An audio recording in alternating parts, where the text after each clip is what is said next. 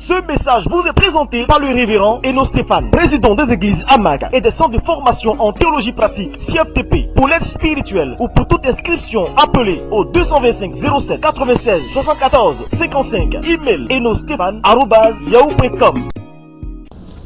Seigneur, merci pour ta parole qui vient. Nous prions afin que le cœur de chacun soit touché et que ton esprit me conduise à dire ce qui est vrai. Merci de te glorifier et de te manifester de manière puissante. C'est au nom de Jésus que nous t'avons prié. Amen. Nous plongeons notre regard ce jour dans le Romains au chapitre 12, à partir du verset 1. Et je vais faire la lecture. Je vous exhorte donc, frères, par les compassions de Dieu, à offrir vos corps comme un sacrifice vivant, saint, agréable à Dieu, ce qui sera de votre part un culte raisonnable. Alors il exhorte les chrétiens de Rome ici, en tant qu'apôtres, à faire quoi? À offrir leur corps à Dieu. Il exhorte, il ne donne pas d'ordre, il ne donne pas d'injonction, mais il exhorte par les compassions de Dieu, n'est-ce pas, à offrir le corps comme des sacrifices vivants. Et ici, au verset 2, le fameux verset, le verset qui fait tellement de bien à tout un chacun qui s'y trouve. Il dit, ne vous conformez pas au siècle présent, mais soyez transformés par le renouvellement de l'intelligence, afin que vous discerniez quelle est la volonté de Dieu, ce qui est bon, agréable et parfait. Donc, premièrement, de ne pas se conformer au siècle présent. C'est-à-dire, il y a une grande vérité spirituelle ici qu'il faut rechercher, c'est de refuser ce qu'on appelle le conformisme. Quand nous plongeons notre regard dans le livre de Daniel, nous voyons que ces brillants jeune homme, serviteur de Dieu, avait refusé ce compromis. Il se trouvait dans un territoire étranger, à Babylone, en déportation, avait quitté le pays d'Israël sous, je peux dire, Nebuchadnezzar, qui était le roi de Babylone, mais qui avait fait d'eux des captifs, mais c'était, je peux dire, dans un exil un peu doré, parce qu'ils avaient droit à la cour royale, ils étaient un peu privilégiés, et voici que le roi avait décidé de pouvoir leur donner des mets assez délicats, c'est-à-dire qui étaient bons à manger, et qui étaient certainement bons pour le corps, mais qui n'étaient pas bons pour le spirituel. Et voici que ces jeunes gens ont refusé de se souiller par les mains du roi. Et ont refusé le conformisme, ont refusé de se conformer à l'habitude, au comportement de la majorité. C'est-à-dire, ils n'ont pas voulu agir comme tout le monde devait le faire. Quelqu'un qui refuse le conformisme, se trouve dans ces situations, je peux dire, où tout le monde à côté de lui vit dans les ténèbres, mais il fait partie de ces rares personnes qui refusent la compromission. Nous avons vu autrefois aussi le prophète Daniel refuser aussi le conformisme. Quand il avait été dit que tout le monde devait, à un certain moment, au son, n'est-ce pas, de la trompette, se prosterner pour adorer la statue que Nebuchadnezzar avait érigée en l'honneur de certaines divinités. Tout le monde le faisait, mais Daniel, refusant le conformisme et ne voulait pas le faire en cachette, a ouvert sa fenêtre de sorte à ce que tout le monde sache que lui, Daniel, il refusait le conformisme. Il s'est mis à faire quoi? À prier son Dieu comme il le faisait auparavant, et le bruit est parvenu dans l'oreille du roi. Ce qui lui a valu le châtiment venant du roi, mais bel et bien, l'Éternel est celui qui sait défendre tous ceux qui refusent la compromission, qui refusent le conformisme, en se basant sur lui, l'Éternel des armées. Alléluia. Le conformisme se vit aujourd'hui parce que on peut vouloir vivre le conformisme en tant que chrétien, vouloir nous conformer à la manière de parler de ceux qui ne sont pas chrétiens, aux habitudes vestimentaires de ceux qui ne sont pas chrétiens, aux habitudes de distraction, aux goûts musicaux de ceux qui ne sont pas chrétiens. Bien aimés, quand nous sommes chrétiens, Nous ne sommes pas amenés à vivre comme tout le monde. Nous sommes appelés à sortir, je peux dire, des façons de faire que le monde nous impose. Refuser de le faire, c'est refuser le conformisme, c'est ne pas se conformer au siècle présent et c'est s'attirer la bénédiction de Dieu sur sa vie. Et voici pourquoi ici il exhorte les chrétiens à refuser de se conformer au siècle présent. Et il exhorte maintenant encore les chrétiens de Rome à se laisser transformer par le renouvellement de l'intelligence. Bien-aimés, quand nous sommes convertis, je le dis toujours quand j'enseigne, l'homme est tripartite, c'est-à-dire qu'il est composé d'un esprit, d'une âme et d'un corps. À la conversion, à la nouvelle naissance, ou ce qu'on appelle la régénération, la partie de l'être qui subit la transformation, c'est l'esprit, dans lequel se trouve la conscience de l'individu. Cette conscience qui était morte, qui ne rendait plus les jugements, qui ne donnait plus les indications de Dieu à l'individu, cette conscience revient à la vie. Mais les deux autres parties de l'être, à savoir l'âme qui contient les émotions, l'intelligence et la volonté, n'a pas encore subi de transformation. Le corps n'a pas encore subi de transformation. Ce qui fait qu'on peut connaître quelqu'un qui, avant sa conversion, garde toujours les mêmes traits de visage, les mêmes cicatrices corporelles, les mêmes, je vais dire, traits caractéristiques de sa personnalité physique. Alors, c'est important de le comprendre. Ce qui veut dire que l'intelligence n'a pas encore subi de transformation. Et l'intelligence doit subir une transformation. Et qui doit le faire? Le Saint-Esprit nous aide, mais le Saint-Esprit collabore avec chacun. C'est pourquoi il est ici, il dit, mais soyez transformés par le renouvellement de l'intelligence afin que vous discerniez quelle est la volonté de Dieu, ce qui est bon, agréable et parfait. Se laisser transformer, laisser Dieu transformer l'intelligence, renouveler notre intelligence est une attitude de piété que chacun devrait rechercher, à laquelle chacun devrait s'y mettre. C'est-à-dire, Seigneur, amène-moi à ne plus raisonner comme je le faisais auparavant. Amène-moi à connaître ta volonté divine, ta volonté. Amène-moi à connaître ta parole. Amène-moi à connaître tes desseins pour ma vie. Amène-moi à connaître les plans de l'ennemi, du diable, afin que je ne puisse pas tomber dans ses plans. Seigneur, amène-moi, renouvelle mon intelligence. Donne-moi la sagesse pour savoir me comporter au milieu des hommes. Tels devraient être des sujets de prière que Dieu exauce assez rapidement. Mais hélas, qu'est-ce que nous constatons? Nous constatons que les gens laissent ces sujets de prière bénis. Les gens laissent ces priorités venant de Dieu pour s'attarder sur des choses qui n'ont pas de sens, qui ne peuvent pas avancer véritablement à une vie spirituelle. Et j'exhorte, un peu comme Paul aussi le faisait aux Romains, j'exhorte tout un chacun à se laisser transformer, à chercher le renouvellement de l'intelligence, c'est-à-dire à ne plus raisonner, à ne plus penser comme la majorité des gens qui ne connaissent pas Dieu pensent, mais à savoir faire la différence au milieu des gens, à savoir raisonner maintenant, avoir la pensée de Dieu, la pensée des hommes de Dieu, la pensée biblique. Que Dieu nous aide à comprendre ces paroles. Alléluia. Au verset 3, il dit, par la grâce qui m'a été donnée, je dis à chacun de n'avoir pas de lui-même une trop haute opinion, mais de revêtir des sentiments modestes selon la mesure de foi que Dieu a départie à chacun. Alléluia.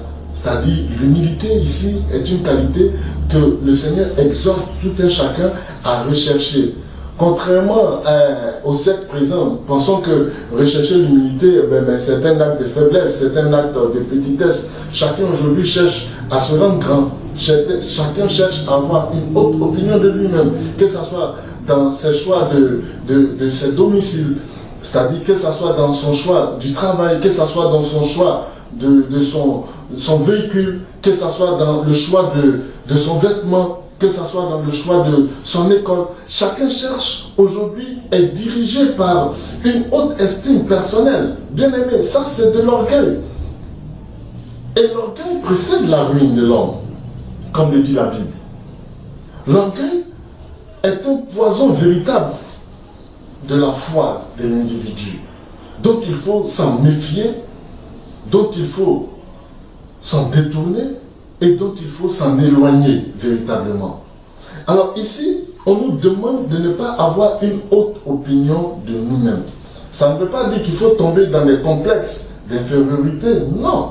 Ça veut dire qu'il faut éviter les extrêmes, c'est-à-dire éviter de tomber dans l'orgueil, de se comparer par rapport à autrui. Alléluia, c'est quelque chose qu'il faut refuser. Alléluia. Alors, au verset 4, car comme nous avons plusieurs membres dans un seul corps et que tous les membres n'ont pas la même fonction, ainsi, nous qui sommes plusieurs, nous formons un seul corps en Christ et nous sommes tous les membres les uns des autres. Puisque nous avons des dons différents selon la grâce qui nous a été accordée, que celui qui a le don de prophétie l'exerce selon l'analogie de la foi. Que celui qui est appelé au ministère s'attache à son ministère, que celui qui enseigne s'attache à son enseignement, et celui qui exhorte à l'exhortation. Que celui qui donne le fasse avec libéralité. Que celui qui préside le fasse avec zèle. Que celui qui pratique la miséricorde le fasse avec joie. Alléluia. Alors, laissez-moi revenir encore sur le verset 4. Il est dit ici que nous avons plusieurs membres dans un seul corps et que tous les membres n'ont pas la même fonction. C'est ainsi que le Seigneur exhorte ici les chrétiens de Rome, exhortait les chrétiens de Rome à se considérer comme faisant partie d'un corps. Étant pour chacun, pour sa part, un membre particulier du corps, pouvant être utile à l'autre partie du corps. C'est ainsi que le bras peut essuyer le front lorsqu'il y a de la sueur, et ainsi de suite, le pied peut permettre au corps de se déplacer, la bouche peut permettre au corps de pouvoir s'alimenter, de pouvoir recevoir la nourriture dans chaque compartiment. C'est pour montrer un peu la complémentarité des différentes parties du corps. Ici, on revient maintenant à celui qui exerce le don de prophétie. Pourquoi est-ce qu'il est dit de l'exercer selon l'analogie de la foi? Qu'est-ce que c'est que l'analogie de la foi? C'est-à-dire que quand on parle d'une doctrine qui est selon l'analogie de la foi, cela veut dire simplement qu'elle est conforme à ce que l'ensemble de la Bible dit concernant ce point de doctrine. C'est-à-dire que lorsque nous voyons, par exemple, dans la Bible, certaines portions de l'Écriture qui demandent, où Dieu demandait par exemple à son peuple de pouvoir engager des luttes ou des batailles contre certains peuples ou de pouvoir les exterminer, celui qui ne comprend pas, qui n'interprète pas le comportement de Dieu selon l'analogie de la foi, attribuera à Dieu des comportements, je vais dire cruels, méchants, inhumains. Mais non, il s'agit bel et bien d'une action de justice, d'un comportement de sa justice qui se manifestait envers des peuples qui avaient manifesté de la souillure et de l'impureté vis-à-vis de lui, où il avait vraiment, je veux dire, épuisé toute sa patience vis-à-vis de ces personnes. Mais celui qui, par exemple, n'interprète pas selon l'analogie de la foi, qu'est-ce qu'il fait? Il dit par exemple, mais non, mais Dieu, il n'est pas bon, il est méchant. Comment est-ce qu'il peut exterminer d'autres personnes? Comme on entend souvent certains impies et certains incrédules le faire. Bien aimé, il est important que nous comprenions cela. Interpréter selon l'analogie de la foi voudrait qu'on se réfère à toute la Bible. C'est-à-dire pour savoir quel est le caractère de Dieu. Pour tirer une conclusion qui reflète véritablement l'ensemble des enseignements biblique concernant le caractère de sainteté de Dieu. Et nous allons voir effectivement que Dieu est saint. À partir du moment où il est saint, ça veut dire que nous ne pouvons pas lui attribuer un acte, je vais dire, de cruauté vis-à-vis de quelque action que nous ne comprenons pas. Donc, prophétiser selon l'analogie de la foi, c'est prophétiser ce qui est, je vais dire, orthodoxe, ce qui est bibliquement admis. Ne pas s'écarter de tout ce qui est bibliquement admis. Et qu'est-ce que nous entendons? On entend souvent bien de personnes disent, ben non, mais moi j'interprète, je fais ce qu'on appelle des actions prophétiques. Ça veut dire, je fais ce que Dieu me demande de faire. On dit, bon, d'accord. Mais où est-ce que tu as vu cela? Dit, non, mais je n'ai pas besoin de voir dans la Bible. Il y en a même qui vous disent carrément que la Bible a été inspirée, Paul a écrit, ben lui aussi, Dieu lui a fait des révélations particulières qui peuvent se permettre d'écrire. On entend beaucoup de choses, bien aimés. Mais si nous allons à ces rythmes, ça veut dire que chacun d'entre nous pourra fabriquer sa Bible. C'est-à-dire qu'on ne pourra plus prophétiser selon ce qui est bibliquement admis. Prophétiser selon l'analogie de la foi, c'est prophétiser dans le cadre légal, dans le cadre biblique, dans le cadre restreint des enseignements de la Bible, pour éviter effectivement qu'on ne puisse s'en écarter. Car le risque, le danger existe bel et bien de pouvoir s'en écarter. Donc il est bon. Aujourd'hui, bon, on ne prend aucune précaution. Toute idée qui nous tombe dans la tête, on dit, bon, mais l'idée est venue de Dieu, il faut qu'on la balance à d'autres personnes. Et bien, quand on veut demander aux frères, mais frère, pourquoi est-ce que tu agis de la sorte? Non, moi je fais ce que Dieu m'a dit de faire. On dit, bon d'accord, nous sommes d'accord que Dieu te dit de faire quelque chose, mais où est-ce que cela peut être vu? Parce que ta pratique est trop bizarre. Montre-nous au moins la preuve biblique, la preuve scripturaire. Mais il n'en existe aucune. On dit, une telle personne prophétise non selon l'analogie de la foi, mais prophétise en s'écartant de ce qui est bibliquement accepté. Et cela est dangereux pour lui-même et dangereux pour ceux qui l'écoutent. Ici, on exhorte celui qui est appelé au ministère à ne pas s'écarter du ministère. Le danger aussi existe, c'est-à-dire de laisser le ministère à côté et de pouvoir vaquer plus aux occupations séculières qu'au ministère. Bien aimé, il faudrait que nous attachions au ministère pour lequel nous avions été appelés. Ici, c'est la recommandation, c'est le commandement que le Seigneur nous donne. De ne pas donner plus de temps, plus d'énergie, plus de force, plus de pensée à d'autres activités autres que le ministère pour lequel Dieu nous a appelés. Que ce soit le ministère d'apôtres, de prophètes, de pasteurs, d'évangélistes et de docteurs, ou que ce soit un ministère particulier dans l'église, bien aimé, à partir du moment où tu as la conviction que Dieu t'a appelé à un ministère, donne la première place au ministère. Ce que nous voyons très souvent, on voit souvent les ministres de Dieu donner plus de temps aux associations d'église. Ce n'est pas mauvais, interdénominationnel.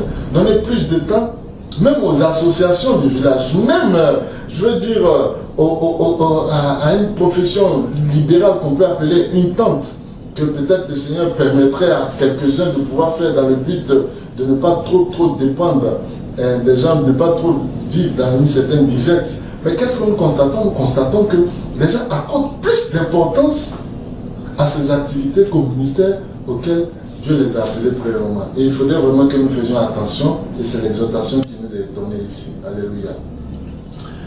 Que le Seigneur nous aide. Au verset 9, il est écrit que la charité soit sans hypocrisie. Ayez le mal en horreur, attachez-vous fortement au bien.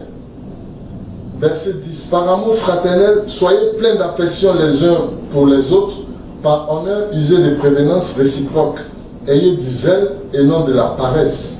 Soyez fervents d'esprit, servez le Seigneur. Réjouissez-vous en espérance. Alors ça, il faut souligner cela dans votre Bible. Se réjouir en espérance, se réjouir dans l'espérance des choses qu'on va avoir dans le futur. Bien aimé, ça procure assez de joie. Alors, réjouissez-vous en espérance. Soyez patients dans l'affliction. Persévérez dans la prière. Patient dans l'affliction. Et persévérez dans la prière. Pourvoyez aux besoins des saints, exercez l'hospitalité, bénissez ceux qui vous persécutent, bénissez et ne maudissez pas, réjouissez-vous avec ceux qui se réjouissent, pleurez avec ceux qui pleurent. Alléluia. Ça c'est un très bon verset aussi qui nous pousse à nous associer au bonheur ou bien à nous associer à la détresse de certains frères en Christ ou de certaines personnes. Parce que quand on dit ceux qui pleurent ou ceux qui se réjouissent, il n'y a pas de limitation. On ne dit pas non, mais comme il n'est pas chrétien, donc je ne m'associe pas à sa détresse. Non. Nous sommes appelés à agir comme Dieu agissait, c'est-à-dire qu'il est celui qui fait pleuvoir sur les bons et sur les méchants. Nous devons être des gens pleins de compassion, pleins de bonté, qui nous associons, je vais dire, au bonheur des autres, que ce soit pour un mariage, pour une présentation d'enfants, que ce soit pour le baptême de quelqu'un, que ce soit pour une situation heureuse. Nous sommes appelés à nous associer aux individus pour pouvoir contribuer à leur joie.